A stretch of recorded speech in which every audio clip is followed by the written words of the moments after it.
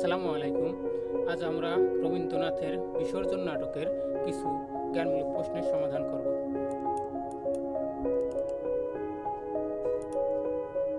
প্রথমেই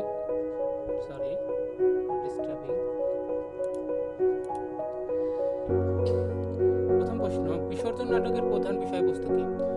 বিসর্জন নাটকের প্রধান বিষয়বস্তু হল ধর্মীয় কুসংস্কার ও নৈতিক কর্তব্যের মধ্যে দ্বন্দ্ব। এটি একদিকে ধর্মের নামে বলিদানের প্রথা এবং অন্যদিকে মানবিকতা ও প্রেমের মধ্যে সংঘাতকে তুলে ধরে। নাটকের প্রধান চরিত্র কারা? নাটকের প্রধান চরিত্রগুলো হলো রঘুপতি, জয়সিংহ, গোবিন্দমাণিক্য, অর্পণা এবং ক্ষমা। বিসর্জন নাটকে দেবী বিশ্বলক্ষ্মীর প্রতি কি তাৎপর্য কি? দেবী বিশ্বলক্ষ্মী এই নাটকে ধর্মীয় কুসংস্কার ও কঠোর আচার অনুষ্ঠানের প্রতীক। তার পূজার মাধ্যমে রবীন্দ্রনাথ ধর্মের নামে হিংসা ও বলিদানের অমানবিক দিকটি তুলে ধরেছেন। রঘুপতি চরিত্রটি কিভাবে নাটকে দ্বন্দ্বকে তীব্র করে?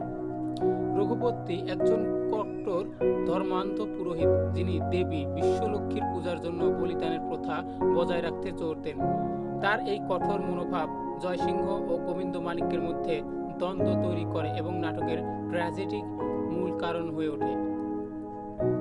জয়সিংহের চরিত্র কি ধরনের নৈতিক দ্বন্দ্ব দেখা যায়? জয়সিংহ একজন রাজা হিসেবে তার প্রজাদের প্রতি কর্তব্য এবং ধর্মীয় বিশ্বাসের মধ্যে দ্বন্দ্বে পড়েন। তিনি ধর্মের নামে বলিদানে বিশ্বাসী হলেও ক্ষমার প্রতি তার পিতৃতুল্য স্নেহ তাকে নৈতিকভাবে দ্বিধাগ্রস্ত করে। গোবিন্দমাণিক্য কেন মন্দিরের বিরোধিতা করেন? গোবিন্দমাণিক্য কেন বলিদানের বিরোধিতা করেন? গোবিন্দমাণিক্য ধর্মের নামে হিংসা ও বলিদানের প্রথার বিরোধিতা করেন কারণ তিনি মানবিকতা ও সহানুভূতিতে বিশ্বাসী। তিনি বিশ্বাস করেন যে সত্যিকারের ধর্ম হল মানুষের প্রতি প্রেম ও সেবা, হিংসা নয়। ক্ষমা চরিত্রটি কিভাবে নাটকের মূল বার্তাকে প্রকাশ করে? ক্ষমা নাটকের একটি নিরীহ ও সহানুভূতিশীল চরিত্র, যিনি ধর্মীয় কুসংস্কারের শিকার হন। তার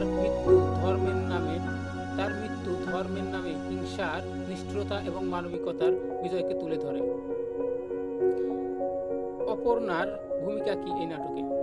অপর্ণা জয়সিংহের স্ত্রী এবং একজন সহানুভূতিশীল চরিত্র। তিনি জয়সিংহের নৈতিক দ্বন্দ্বকে সমর্থন করেন এবং ক্ষমার প্রতি মাতৃতুল্য স্নেহ দেখান, যা নাটকের মানবিক দিককে তুলে ধরে।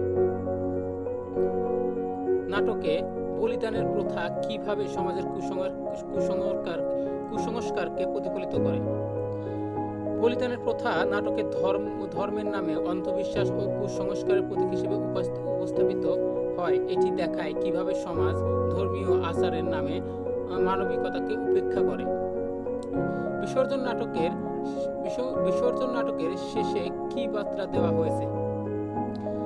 নাটকের শেষে রবীন্দ্রনাথ ধর্মীয় কুসংস্কারের বিরুদ্ধে মানবিকতার বিজয়ের বার্তা দেন।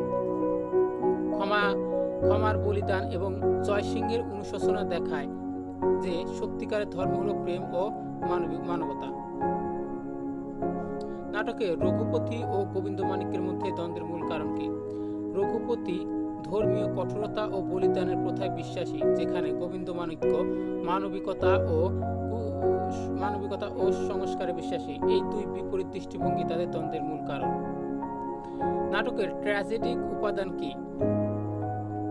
নাটকের ট্র্যাজেডিক উপাদান হলো ক্ষমার মৃত্যু এবং জয়সিংহের নৈতিক দ্বন্দ্বের পরিণতি।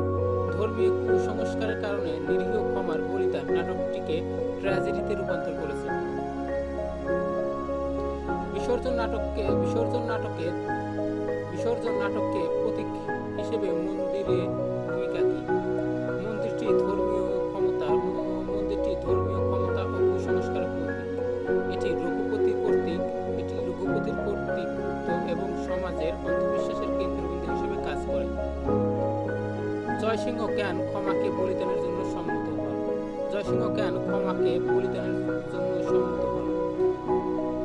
জয়সিংহ ধর্মীয় দায়িত্ব এবং রঘুপতির চাপের কাছে নতি স্বীকার করেন।